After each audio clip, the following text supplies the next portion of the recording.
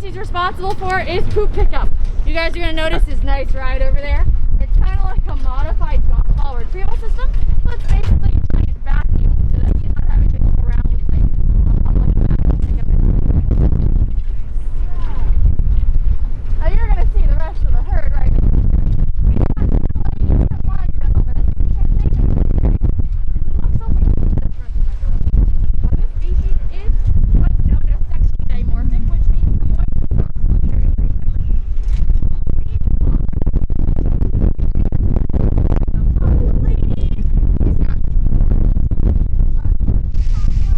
very different. He looks so different that when they were first showed in for something until they called.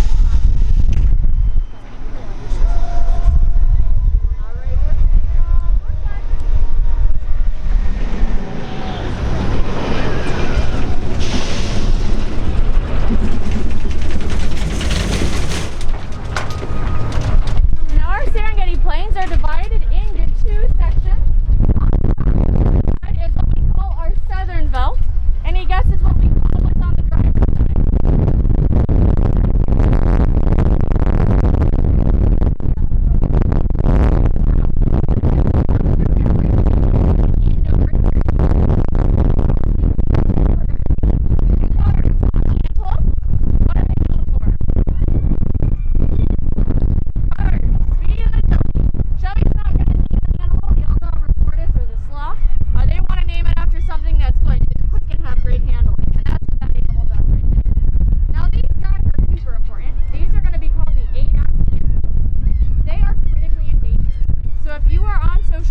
Chances are you have more friends or followers than there are 8X left in the wild.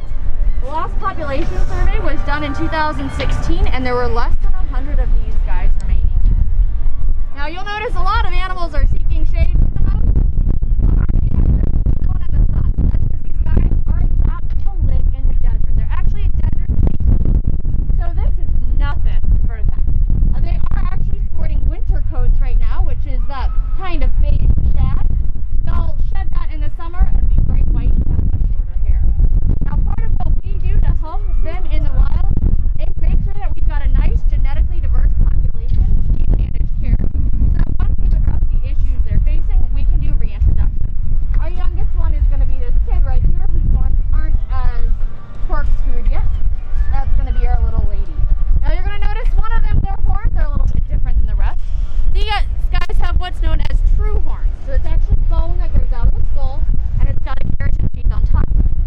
You see what I've got in the box here to show you. So if they bump it while it's growing, it will actually change the direction in which it grows.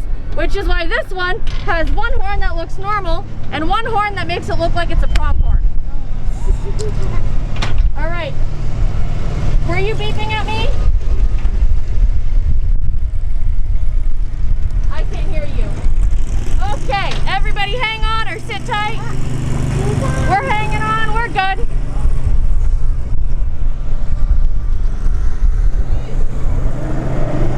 Oscar's telling, get out of the road, you fool. Are those real horns? Yes. So, what we have here in North America is frequently deer. So deer are going to have something different than the horns, the true horns. They're going to have antlers. So antler is similar to horn in that it is also a bone that grows from the skull. However, after the surface, typically during the breeding season, they get almost like osteoporosis, and it weakens the bone, and the antlers will break off. And they'll regrow them the following year. So that's going to be how they're different. So the antler's going to shed, while this guy's going to be with them their entire life. Those guys are called the eland. They're going to be the largest of the antelope species. Alright, make sure you're hanging off of me. We'll come back on this side and see some more animals a little bit later. Alright, we're good.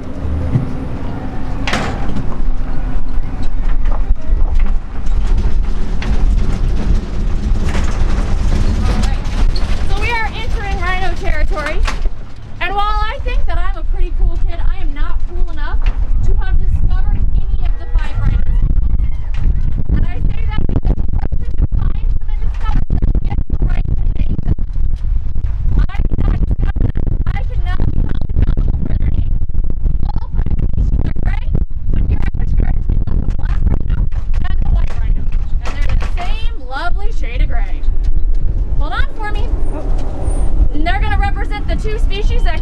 over in Africa. All right, we're hanging on, we're good. So the little area we just drove through belongs to Jody. She's the black rhino, and black rhinos are solitary.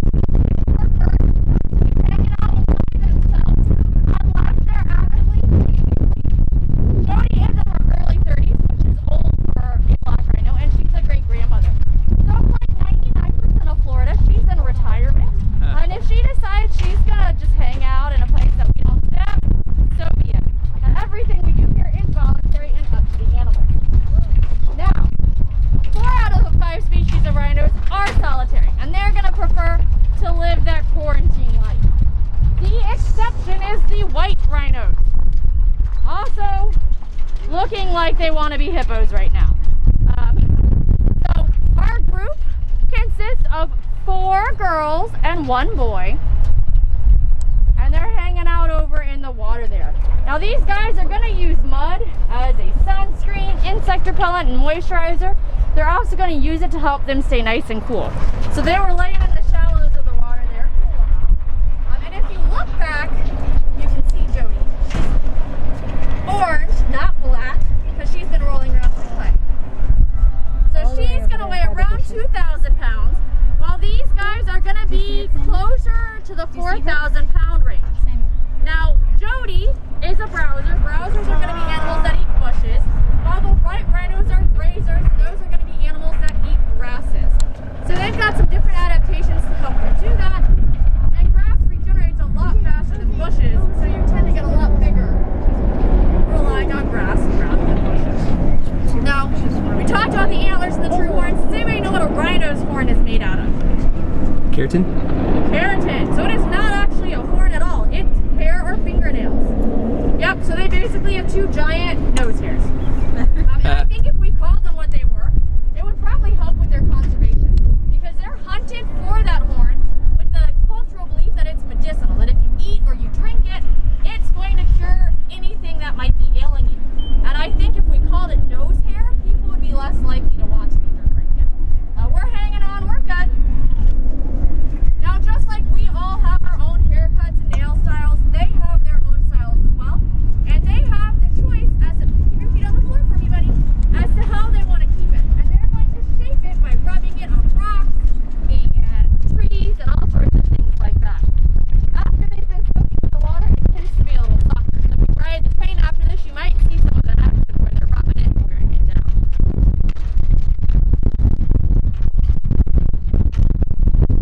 What are the big birds?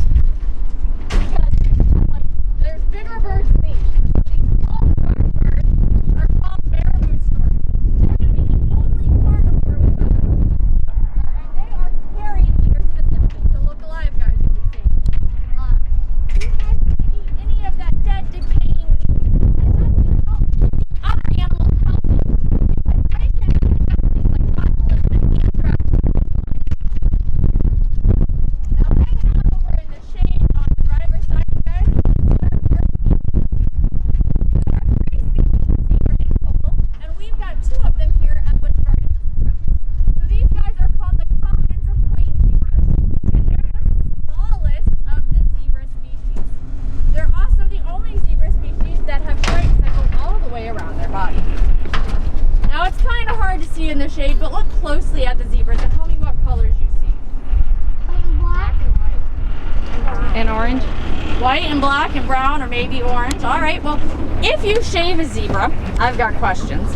But if you were to shave a zebra all the way down to be totally bald, it is solid gray, which is going to be different than other striped animals like tigers whose stripes go all the way down to their skin. If you look at that hair you shaved off, it's either going to be white or it's going to be brown. But it's a very dark brown and it's densely packed together on their body. So think about a cup of coffee. When you look at it all layered together, it looks almost black. But when you see it thinned out, like you do toward the tip of the tail or mane, it is actually brown. Now, with that, bless you, exposure to sunlight, it does get a little bit more bleach, so you will get some of that kind of orange undertones. Now, there's lots of theories as to why they even have stripes. That's a dazzling question. So a group of zebras is called a dazzle, and when they're in a dazzle, it's hard to see where one starts in the other ends. Did you beep at me? I have problems listening. You'll learn this. Everybody hang on. We're good. So it makes them look like one giant scary animal. The other thing for my fashionistas out there is vertical stripes are said to be slimming.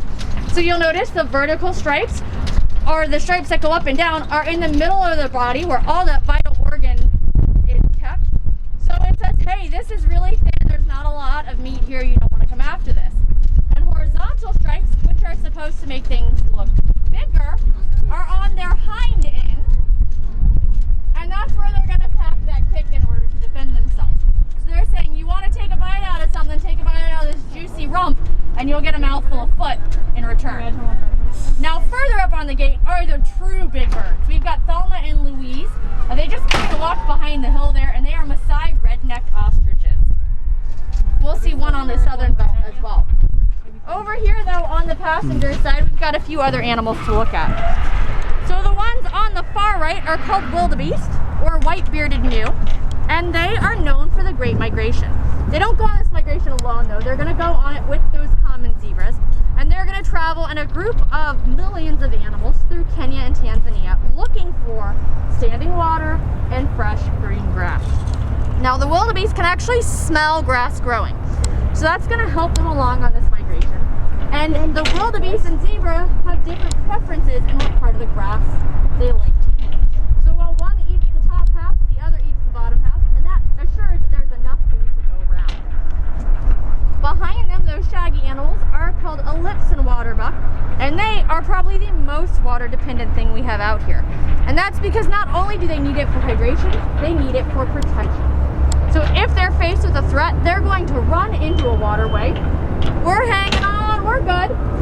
And when they come out the other side, they can shimmy off and be almost completely dry because they produce an oil that water their fur. That's important for them because, as us ladies with the longer hair and thicker hair know, you gain 10 pounds after you shower just from your retained water in your hair. So if you were covered in hair, it would make you heavier and it would make it harder to run away from those predators. Now, one animal that's not running away from a predator at all is the sable antelope. They're going to be that dark brownish orange animal over there, and they've got quite a set of formidable horns on them. There's also one grazing right there. These guys burn themselves in the light. You're actually going to get down on their front legs, contact forward, and their tips of the tail or like go out. If they can brush their head back.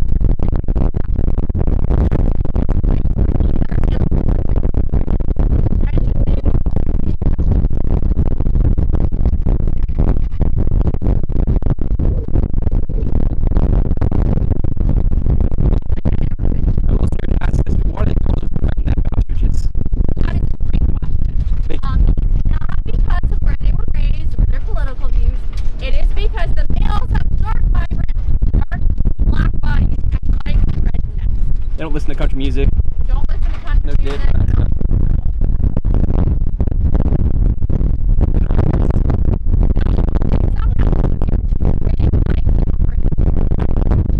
Not here, of course. We don't ride any of these guys. Yeah.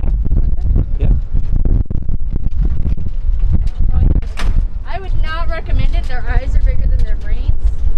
They can be very defensive. They've never missed like day in their life. They've got very strong kicks. I'm not doing it. Now, all of our animals get to see the vet. They get preventative medicine. One of the things our vets and our animal care professionals do is they watch the weights of the animals, just like when we go to the doctor. Because if suddenly you're gaining weight or losing weight and it's not because you're expecting another critter, there's probably a problem. So we've got a fun story about Lucy and it involves that stuff right over there. So hang on, we're gonna roll and talk. All right, we're good.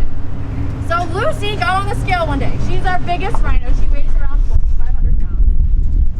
Got on the scale, got on the scale and made her fall. So she went to the bathroom. The keepers looked at the poop and were like, that's Lucy got back on the scale. She lost 86 pounds.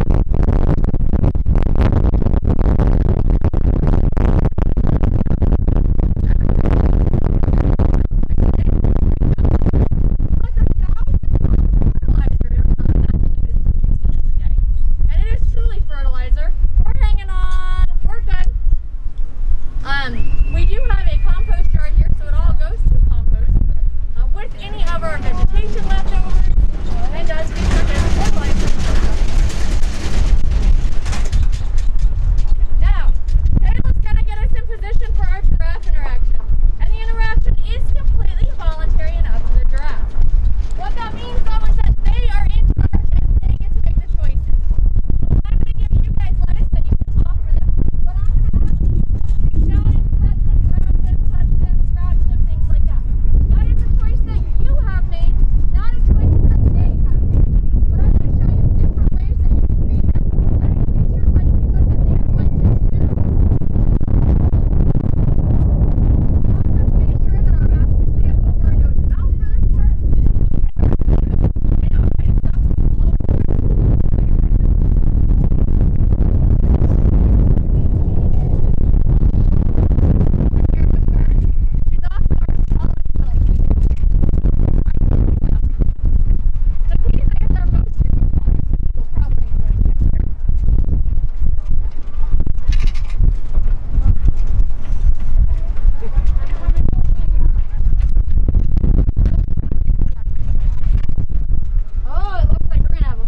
All right. So Captain Cupid, my personal favorite, oldest. She turned 23 on the 10th. Bernie, only adult male out here, not intact because he's related to everybody but Ruby. And Takiza, who is our frequent flyer and our splash up. She is the tiniest, bittiest giraffe. Raise yourself. Ah, he's coming. Hi, Bernard. Whoa. Hello. So you're just gonna hold the letters up nice and high for this first round. There you go. Once everybody's had a chance to feed, I'll show you the other way to feed. But I want everybody to be able to get the giddy eye-footed giraffe out of their system first. I'm gonna offer to you every time. Just be prepared. This is the only peer pressure I do. Oh, here we go. Just like Yeah. I would like to see that. Good job, Josiah. For you. Okay, thank you. All right. All right. Good job, Samuel. You're gonna do a nice flat hand, and you're gonna hold it. You gotta hold it up high for us. You gotta hold it up, and that way you can kind of feel that face and those whiskers. So flat hand, flat hand. You ready? Flat hand. Samuel, like this. Stand up. Wow.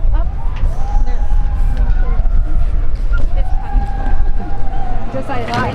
There. Yep. Did you feel her whiskers? Raise your hand. There you go. There you go. Oh, that is weird. See? Don't touch it. Back up, Samuel. I feel her tongue. I know. All right, so now I'm gonna give you guys half pieces. You can either crunch it up and hold it in a flat hand, or you can hold it up nice and tall. I just learned that if I cut it in half, it lasts longer. Samuel, look. Samuel. Oh, no. Oh, good job. Be like a tree, hold it up nice and high. I know, right? Try it again. There you go, Josiah. Oh, there you go. There you go. Give it to it. Give it. It's gonna lick you in the face. Yeah. If you need to step over onto this side so that you don't get. How did it feel? It feels Bernie, he is our absolute most polite. What about her He is the whiskers? Did y'all epitome feel of her what a whiskers? gentleman is. Bernie, one more. Hold it up high. Unlike Cupid down here, who's There you go, Samuel. our sassy, spicy lady. Good job. This is Cupid here. This is Cupid. All right. And then who's the one right here? This is Takiza. Tequiza. She missed etiquette class. I'm not sure who it was, but somebody sneezed earlier. I got you with the giraffe. You know who sneezed on yours, Kayla? Oh my. Hey. Cupid. Hey. Hey, buddy. I was driving and all of a sudden I just heard like a sneeze, and it was like in Ghostbusters. Where just Hey, all Cupid. the goo. Hey, All right, Cupid. I gotta get the other head, so there's more coming, okay? I'm bringing you more. Good job, Josiah. What do you think? It's fun. All right. Back up, Samuel. She's gonna come. I didn't forget ya. You boys are doing great. Like I taught elementary school for 7 years. Never fear. Do you want a tucky? Look at that tucky. Look at him. Taking her tongue. Oh, yeah.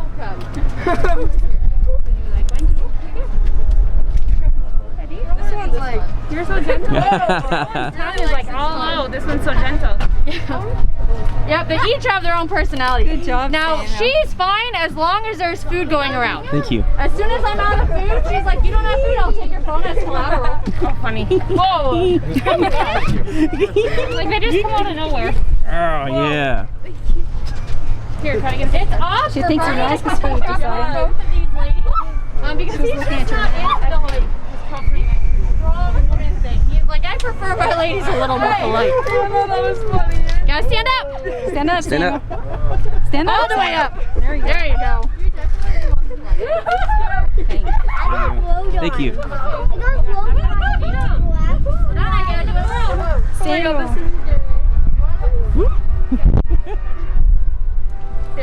Look at Ghost Dress. Oh, whoa. I know it's so Yeah. She smells it in her hand. Yeah. Ew. Hi, I'm sorry I don't have any yet. Alrighty. So this is gonna be our last round. Get the Up, Samuel, up. Or Josiah. Good job, Josiah. Thank you. We better hurry because we're fast. I feel like I want to do that one. Can I go under you? Wait. Let's turn and face down. Let her. She's gonna get it. Turn and face down. I want to do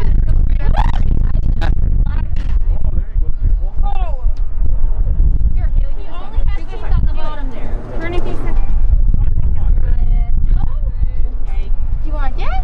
I know it's your favorite piece. You gotta wait till all the hands are empty. Hannah, did you pee? Here. Yeah, picture. Get a picture of it. Hold on. Hold on. Haley. Okay, hold on. Here, Haley Nicole. All right, everybody's hands empty. Almost.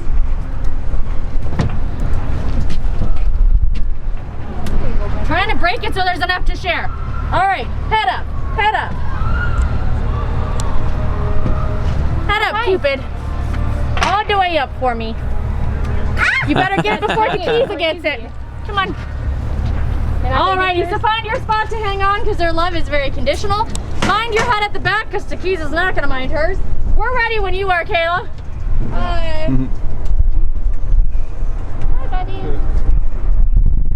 Bye, Taquiza. Bye-bye. It was Bernie that sneezed earlier. He still has snot on his face.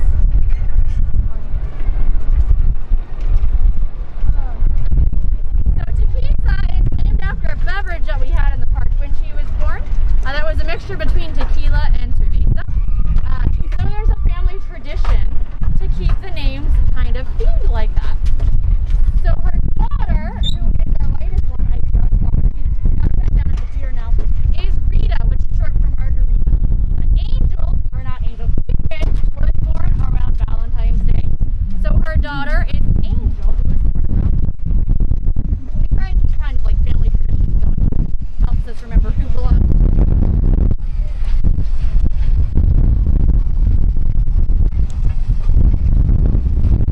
When did they add the Bucks flags? Is that predictive of victory? Supporting the home team, and now it's like, now we have a right to be proud. The day they did the one off Iron Gwazi, I saw it come down, and like the sun was setting. We're good! And from the angle, like where I was at the time, I thought it was falling off of Cheetah Hut, and I'm like panicking. I'm like, what is that large that's falling off Cheetah Hut? And I'm so glad I gave myself a minute before I called it in, because they would have been like, you fool.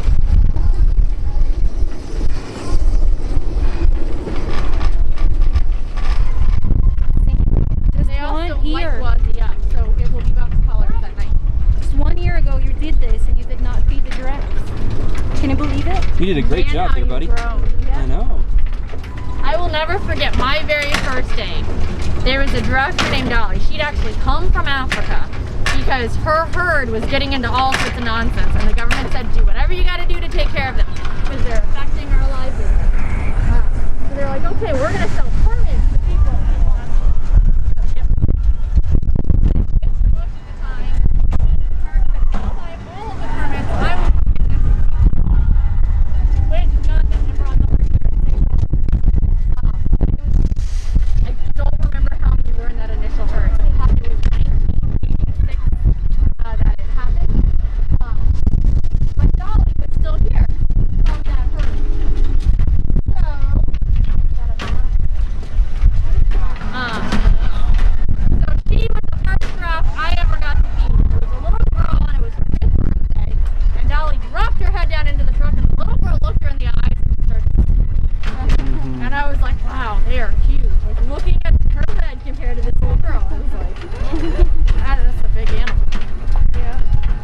giraffes make noise? They do. We're hanging on. We're good. They're going to be more closely related to cows than horses, but they're not going to do the movement. A lot of their noises aren't going to be audible by us. We do get like the and things like that from them. Alrighty, so my job is really awesome, I'm not gonna lie. Kayla, on the other hand, one, she's stuck with me all day today. Sorry about your luck. But two, she's got to back this truck up. So if you want to stay seated, you're fine right where you're at. If you'll shimmy closer to a side. Josiah, you have fun? How about you, Samuel? Is it fun? All right. Mila? Yes. All right.